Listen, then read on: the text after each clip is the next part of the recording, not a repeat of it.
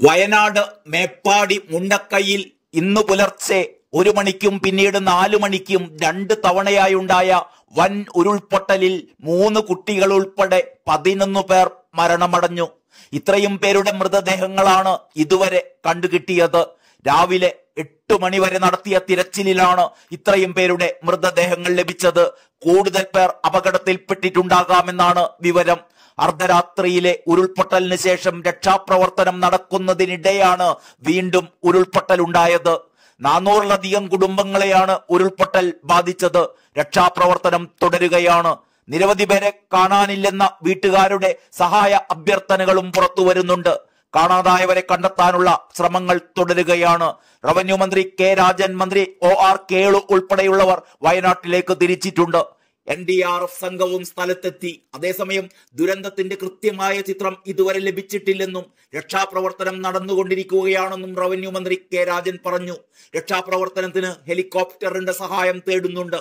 അപകടത്തിൽപ്പെട്ട 16 പേർ മേപ്പാടിയിലെ സ്വകാര്യ ആശുപത്രിയിൽ ചികിത്സയിലാണ്. പാലം തകർന്നതോടെ അട്ടമലയിലേക്കും ചൂരൽമലയിലേക്കും ആളുകൾക്ക് എത്താൻ കഴിയുന്നില്ല. അട്ടമലയിലെയും ചൂരൽമലയിലെയും ആളുകളെ പുറത്തെത്തിക്കാനുള്ള നീക്കം തുടരുകയാണ്.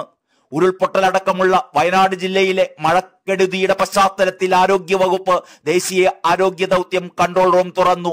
അടിയന്തര സാഹചര്യങ്ങളിൽ സഹായം ലഭ്യമാവാൻ 96 56 93 86 89 80 860 10 833 എന്നീ നമ്പറുകളിൽ ബന്ധപ്പെടാം. മുമ്പ് പുത്തുമല ഉരുൾപൊട്ടൽ ദുരന്തമുണ്ടായ സ്ഥലത്തിനടുത്താണ് മുണ്ടക്കൈ. ഇന്നലെ രാവിലെ മുതൽ ഇവിടെ ശക്തമായ മഴയായിരുന്നു.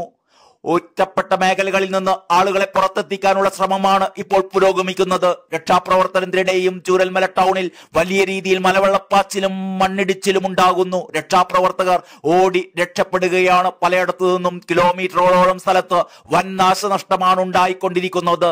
മേപ്പാടി പഞ്ചായത്തിലാണ് മുണ്ടക്കൈ, ചൂരൽമല, പുത്തുമല പ്രദേശങ്ങൾ സ്ഥിതി ചെയ്യുന്നത്.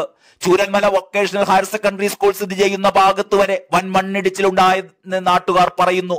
ചൂരൽമലയിലേക്ക് പോകുന്ന റോഡിൽ പലയിടത്തും ഗതാഗത തടസ്സവുമുണ്ട്. മേഖലയിൽ പലയിടങ്ങളും ഒറ്റപ്പെട്ട അവസ്ഥയിലാണ്. ആളുകൾ മണ്ണിനടിയിൽപ്പെട്ട് കിടക്കുന്നതായും സംശയമുണ്ടെന്ന് നാട്ടുകാർ പറഞ്ഞു. മുണ്ടക്കൈ പുഞ്ചിരിമട്ടം ഭാഗത്ത് 1 മണിയോടെ വലിയ ശബ്ദത്തോടെ ഉരുൾപൊട്ടിയെന്നാണ് പ്രദേശവാസികൾ പറയുന്നത്.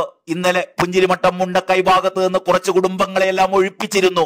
മുണ്ടക്കൈ മലയിൽ കഴിഞ്ഞ ദിവസം മണ്ണിടിച്ചിലുണ്ടായതിനെ തുടർന്നാണ് ആളുകളെ ഒഴിപ്പിച്ചിരുന്നത്. ഇന്നലെ തന്നെ മുണ്ടക്കൈ പുഴയിൽ വലിയ കുത്തൊഴുക്കും മലവെള്ളപ്പാച്ചിലും രൂപപ്പെട്ടിരുന്നു. വയനാട്ടിൽ അതിശക്തമായ മഴ തുടരുകയാണ്. അതിനാൽ തന്നെ രക്ഷാപ്രവർത്തനവും ദുഷ്കരമായി മാറുന്നു. News desk Kerala life.